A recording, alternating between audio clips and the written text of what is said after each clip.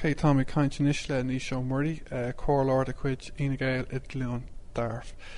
Ní sé conas mar atá an facas ag Dhálaigh dúna Toghcháin Áitiúla?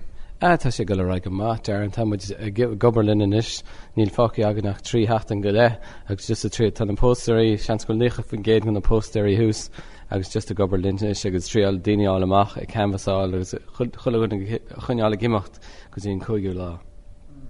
Agus cadíd na tapaí is mó a tluisian tú ar na dúiris agus tú ag stógracht? Is simú go an uair dearnach ó gábhíil is a cethir feibhíní áitiúil ar fad a bhí á phlé agus a bhí ar siúlach inis an ceismór na postanna an diostíocht de agus ó híomh just ó híomh na levies de agus páid agus opair sin na postanna so is Toghcháin náisiúnta tar siúla náíar fao láthair ceappa gur Toghcháin áitiúiltá nach ní is referendum náisiúntatá an áíre. Agus an bhfuil tú dóchasach go mé ráort agus ag do feartaí sa Toghcháin an bhí se hún sa cóirle seo ag cóirle cathair Bhaile lia? Well, ceapan gúil a garí go maithlinn fao láthair ó híomh an opair de agus ó híomh an Toghchánaíocht de ach ní féidirlinn a bheith leisciúil sé naibas botúna déta bu dhéana bheith ná bheith leisciúil nó gan in obair is bhún an caiimid an tar a cearta áil agus an obair agus na thuairinta agus na híhananta chuiriste leis an tar ceart an áil so ach tá gairí go maithlinn ceapan bud caiimid cuineáil leis. Cé ní sem marí gurmaíil maigad? Gur mágad hain tarn. Radio Pobl do Baile átha Cliath thir chuig. Seo é ní nócha FM. Tá mé caint inis le Críona ní Dhálaigh cóir Ard a chuid Sinn Féin I Baile lia. Críona conas mar atá an factas ag Dhálaigh? Tá sé Dhálaigh go bra buchas le dia ba thsam a bheith hart ach tá ag géirí go mailing tá go leor daoine muoin sin nachhfuil sásta leis an rialtas ag an bommate agus tá mé dúil go teocha siad san cogingna agus go caiithí siad fóta dúingna agus mana cantí dúingna ag go caiithí siad a pártaí ar an taobh clé sin an rud atá bhaim. Agus cadíd na tapaí is mó a tluisian tú ar na dúiris agus tú ag stógracht?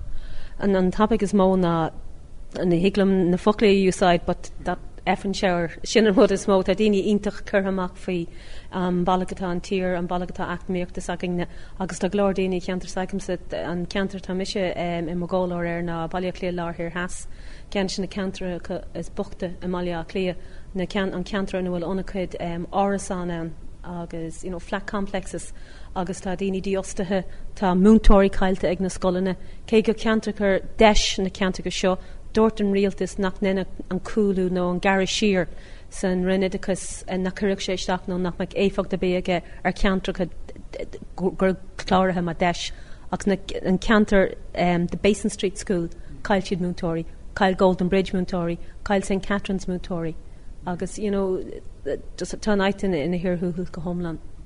Se tá fearg ag go lán daoine tá anfearg muoin sin agus fearg agus aspadóchas agus níl bhd bhí níos measa na aspadóchas agus tá borthe don glúin seo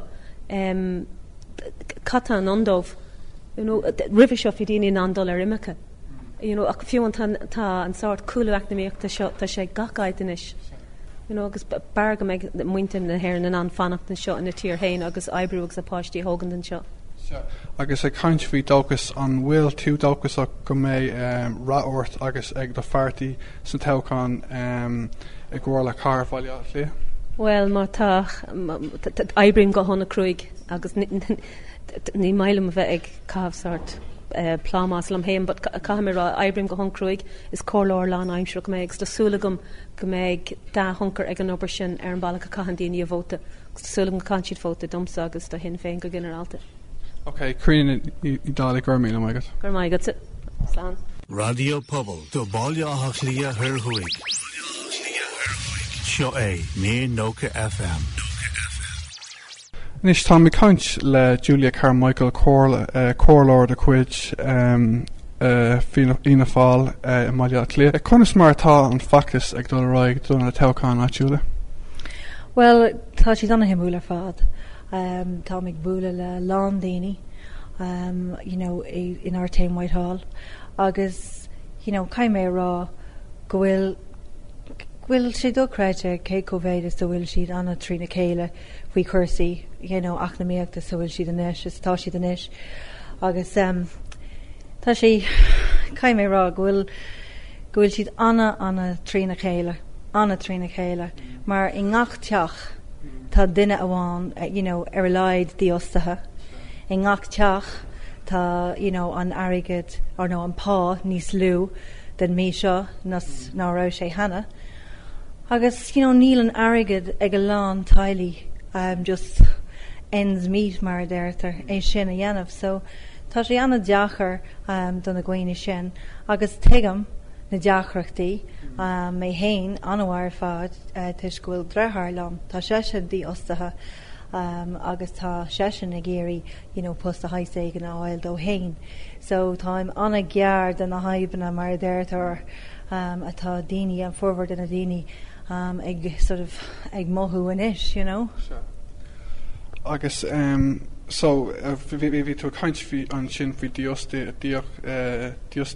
agus leidú pá an bhfuil topicí eile a tlusin tú ar ina dúirse nó an í sin na príomh-rudí na rudí is mó? Well, tá siad in na rudí is tábhachtaí a gcuoine Munna bhfuil fust agat níl tú in ann an targad de chuirteteach ag deire na seachtada ag gcóir de Cluain agus níl tú in ann dulgadaí an olmharige agus na rudí bunasach a cheannach agus is sul gan rud é agus an lá mun nach féidir le é sin dhéanamh so tá lán aibhne ag an lán daoine agus níl an féin sásta go bhfuil an rialtas ag dhéanamh cé go méid is a bhéadach siad chun na haimhna seo réitú agus caiim rá bhfuil an daoine faragach go bhfuil muid tagathe go dtí an áit seo nó an spás seo na haimhna seo leis nach na míocht agus níl is acu conas a tháinig go dtí an spás seo tá si de lán trína chéile anna airgach ar fad agus cé go bhfuil muid a géirí cé go bhfuil an rialtas caiimé rá ag insint agus ag churós for os ar cór na réitú atá si de géirí a chur bhaim in ish trí policy de friúla tógann sé sin am chun a chur bhaim in Santéir agus tógann sé am go bíon I suppose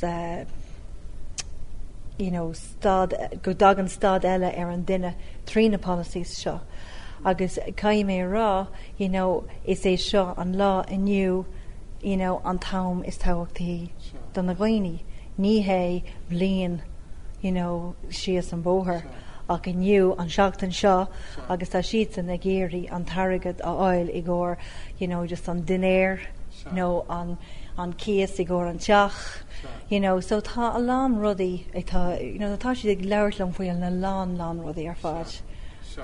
Ach ní a caint faoin tír ach i caint faoin cóirla seo a bháin Beidir gur bhfuil sé seo sort mar ceist taréis an méid a dúirt tú ach an bhfuil ra an bhfuil tú dógach go méid ra ar do fearrtaí sa cóirla car seo mar tuigeann téise gom bhfuil fear an mhór a gcuibh an seo agus tá daoine ag obair libh tá neart cuman a gcuibh sa cóirla car seo so an bhfuil tú dógach go méid ra ort agus ag do fearrtaí sa cóirla seo an bhí seo hún.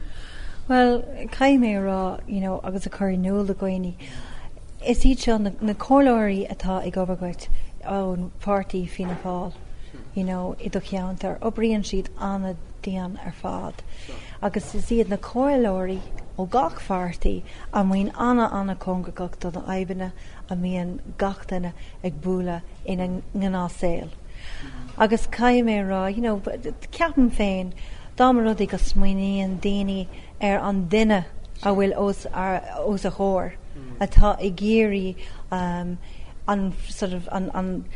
toghcháin a bhua nó an bhótáil idir a héana áil ón duine caiithí siad smaoinemh ar an obair a dhéana an duine i rinne na cúig bliana hana féin agus caiithí siad smaoinemh ar an duine féin a mun siad san an duine ceart ag gcóir an fost agus tá a lán cóirlóirí an san Comhairle seo I Baile a Cliath.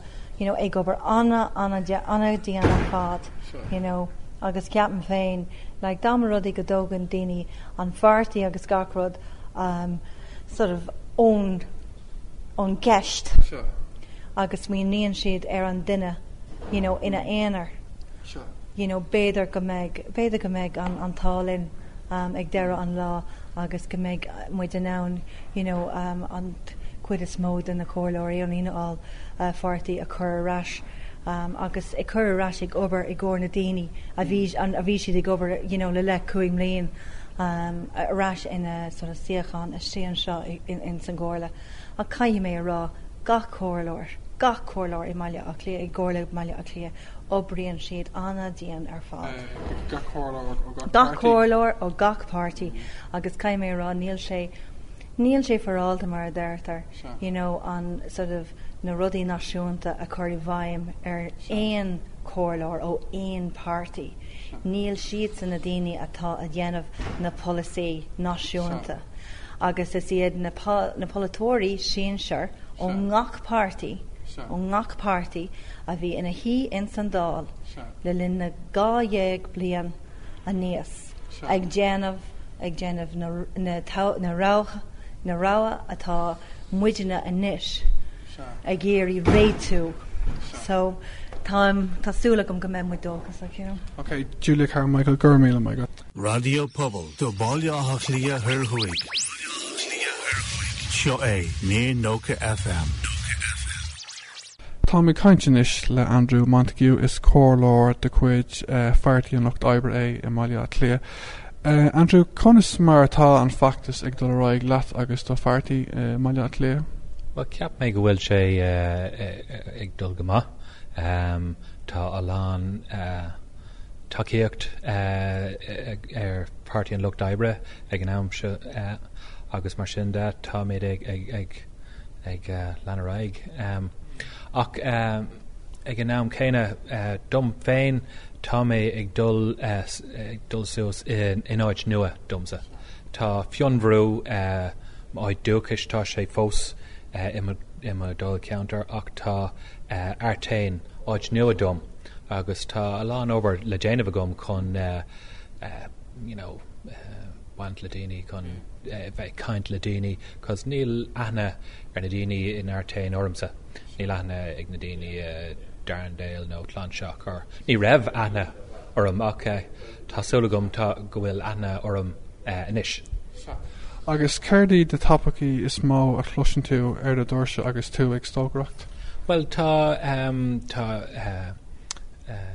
topics tá subjects Áitiúla agus náisiúnta ag teachtamach, you know, díostíocht, coin,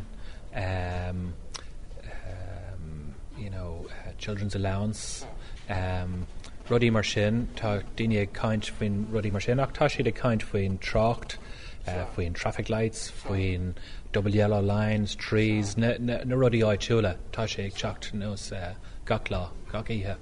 Sure. Agus an bhfuil tú dógach go mé ráort agus ag do fartaí sa Toghcháin an bhís thuúin I gcóir le car Baile a Cliath? Well, tásúla gom, ag, you know, tá mé cinse go bhfuil you know, bhfuil feachtas maith ar party Locht Oibre, tá mé cinnte ach dom féin tásúla gom, tá mé gobar crua agus tásúla gom go naig roig lom in san Toghcháin. Okay, Andrew, want you Gurmíle my God. Okay, Gurmagat.